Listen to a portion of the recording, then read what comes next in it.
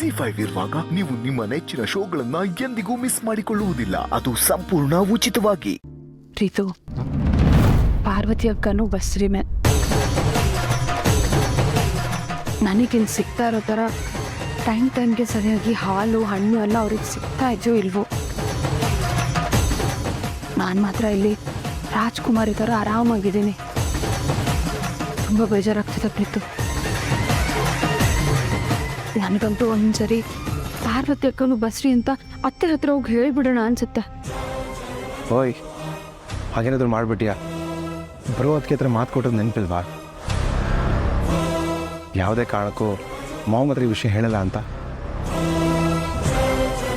ನಮ್ಮಿಂದ ಅವ್ರಿಗೆ ಒಳ್ಳೇದಾಗೋದಿದ್ರೆ ಇದೊಂದು ವಿಷಯದಲ್ಲಿ ಮಾತ್ರ.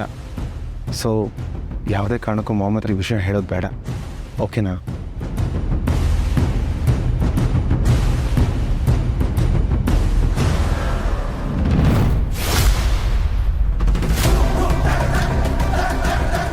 ಮಾಮ್, ನೀವು ಯಾವಾಗ ಬಂದ್ರಿ? ಈಗ ತಾನೇ ಬಂದೆ. ಯಾಕೆ ಒಬ್ಬರ ಮುಖ ಒಬ್ಬರು ನೋಡ್ಕೋತಿದ್ದೀರಾ? ನಾನೇನಾದರೂ ರಾಂಗ್ ಟೈಮ್ನಲ್ಲಿ ಬಂದ? ಹಾಗೇನಿಲ್ಲ ಮಾಮ್, ದಿಢೀರಂತ ಬಂದ್ರಲ್ಲ ಅದಕ್ಕೆ ಕೇಳಿದೆ. ನಾಳೆ ಬೆಳಿಗ್ಗೆ ನನಗೆ ಒಂದು ಮುಖ್ಯವಾದ ಕೆಲಸ ಇದೆ. ಅದಕ್ಕೆ ನನ್ನ ಜಾಗದಲ್ಲಿ ನೀನು ಆಫೀಸಿಗೆ ಹೋಗ್ಬೋದಾ ಅಂತ ಕೇಳಕ್ಕೆ ಬಂದೆ. ಕೇಳಬೇಡಿ ಮಾಮ್, ಆರ್ಡ್ರ್ ಮಾಡಿ. ನಾನು ಈಗಲೇ ಜಯ ಹತ್ರ ಹೋಗಿ ಅಟೆಂಡ್ ಮಾಡಬೇಕಾಗಿರೋ ಮೀಟಿಂಗ್ದು ಡೀಟೇಲ್ಸ್ ತೊಗೊಂಡು ಪ್ರಿಪೇರ್ ಆಗ್ತೇನೆ.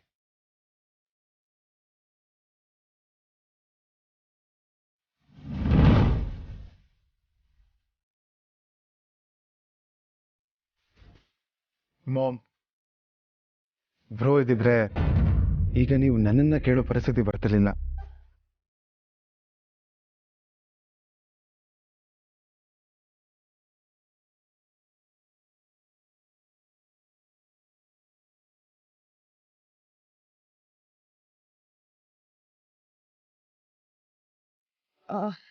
ಅತ್ತೆ, ಆಫೀಸ್ ಮೀಟಿಂಗು ಮಿಸ್ ಮಾಡಿ ಹೋಗ್ತಾ ಇದ್ದೀರಾ ಅಂದರೆ ಯಾವುದೋ ಮುಖ್ಯವಾದ ಕೆಲಸದ ಮೇಲೆ ಹೋಗ್ತಾ ಇರಬೇಕಲ್ವಾ?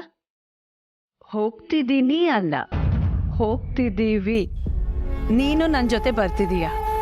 ಹೌದಾ? ಎಲ್ಲಿಗೆ ಹೋಗ್ತಿದ್ದೀವತ್ತೆ? ಅದನ್ನ ನಾಳೆ ಹೇಳ್ತೀನಿ.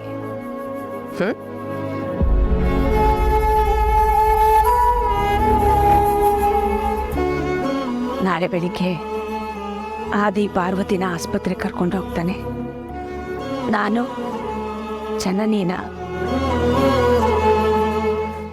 ನಾನಿಬ್ಬರು ಸೊಸೆಯರನ್ನ ನನ್ನ ಜೊತೆಲೇ ಕರ್ಕೊಂಡು ಹೋಗೋ ಯೋಗ ಇಲ್ಲದೆ ಇದ್ರೆ ಏನಂತೆ? ಒಂದೇ ಆಸ್ಪತ್ರೆಯಲ್ಲಿ ಇಬ್ಬರಿಗೂ ಒಟ್ಟಿಗೆ ಚೆಕಪ್ ಮಾಡಿಸ್ಬೇಕು.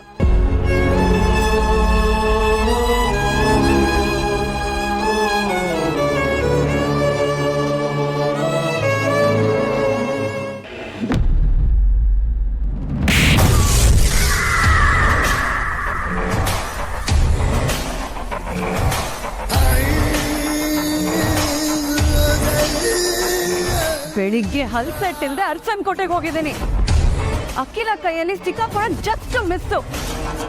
ಮನೆಯಿಂದ ಹೋಗಕ್ಕೂ ಮುಂಚೆ ಗಮನಿಸಿ ಹೇಳಕ್ಕಾಗಿಲ್ವಾ ನಿಂಗೆ?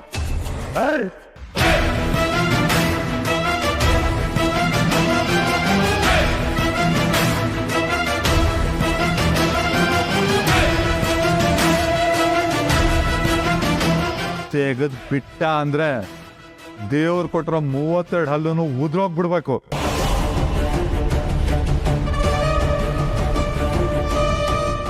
ನಿಂಗೆ ಏನ್ ಅನ್ಕೊಂಡಿದ್ಯಾ?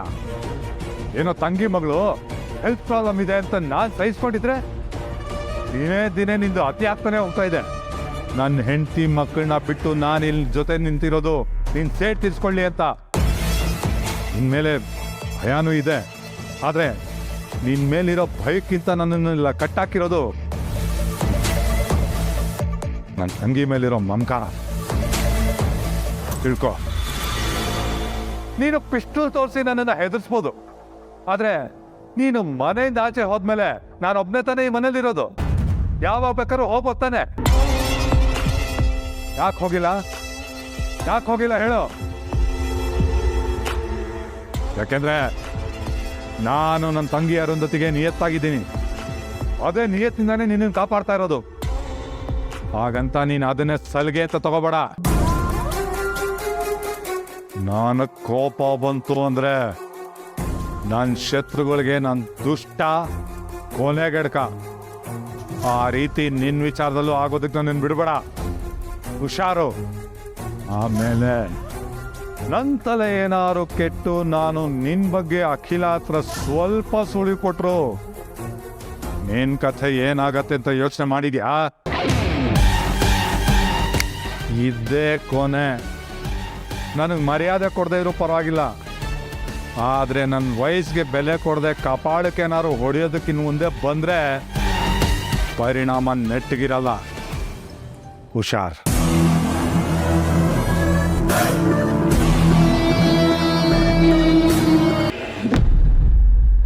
ಬಾರು ಬಾರು, ನಾನು ಯೂನಿಫಾರ್ಮ್ ನಾನು ನೇತು ಹಾಕಿದ್ದೆ, ನೋಡ್ತೀಯಾ? ನಾನು ನೋಡಿಲ್ಲ. ಬಾರು, ನನಗೆ ಡ್ಯೂಟಿಗೆ ಲೇಟ್ ಆಗ್ತಾ ಇದೆ. ಯೂನಿಫಾರ್ಮ್ ಯಾಕೆ ಅಲ್ಲಿ ಬಚ್ಚಿಟ್ಕೊಂಡಿದ್ಯಾ? ಕೊಡು. ನಾನು ಕೊಡಲ್ಲ. ಓ, ಮೇಡಮ್ ಯಾವುದೋ ಬೇರೆ ಮೂಡಲ್ಲೇ ಇರೋ ಥರ ಇದೆ. ಹಾಗೆಲ್ಲ ಏನಿಲ್ಲ. ಮತ್ತೆ ಯಾಕೆ ಸತಾಯಿಸ್ತಾ ಇದೆಯಾ? ಯೂನಿಫಾರ್ಮ್ ಕೊಡು. ನೀವು ರಾತ್ರಿ ಇಡೀ ಆಟೋ ಓಡಿಸೋದು ನನಗಿಷ್ಟ ಇಲ್ಲ. ಅದು ಹಾಗಲ್ಲ ಪಾರು. ನೋಡು ಪಾರು, ಇವಾಗ ನೀನು ನಾನು ಹೋಗೋದಕ್ಕೆ ಬಿಡಲಿಲ್ಲ ಅಂದರೆ ನಾನು ಇಡೀ ರಾತ್ರಿ ತರಲೆ ಮಾಡ್ತಾನೆ ಇರ್ತೀನಿ. ನಿನ್ನ ಒಳ್ಳೇದಕ್ಕೆ ಹೇಳ್ತಾ ಇದ್ದೀನಿ, ಯೂನಿಫಾರ್ಮ್ ಕೊಡು. ಈಗ ಕೊಡಲ್ಲ ಅಂದರೆ ಕೊಡಲ್ಲ. ನಿಮಗೆ ನನ್ನ ಮಗು ಆರೋಗ್ಯದ ಮೇಲೆ ಕಾಳಜಿ ಆದರೆ ನನಗೆ ನನ್ನ ಗಂಡನ ಆರೋಗ್ಯದ ಮೇಲೆ ಕಾಳಜಿ. ನೀವು ಇಡೀ ರಾತ್ರಿ ನಿದ್ದೆಗೆಟ್ಟು ಆಟೋ ಓಡಿಸಿದ್ರೆ ನಿಮ್ಮ ಆರೋಗ್ಯದ ಗತಿ ಏನಾಗಬೇಡ. ಅದಕ್ಕೆ ನೀವು ಆಟೋ ಓಡ್ಸೋಕೆ ಹೋಗೋದು ಬೇಡ. ಮತ್ತೆ ಹಾಸ್ಪಿಟಲ್ ಖರ್ಚಿಗೆ ಹೇಗೆ ಹಣ ಹೊಂದಿಸೋದು?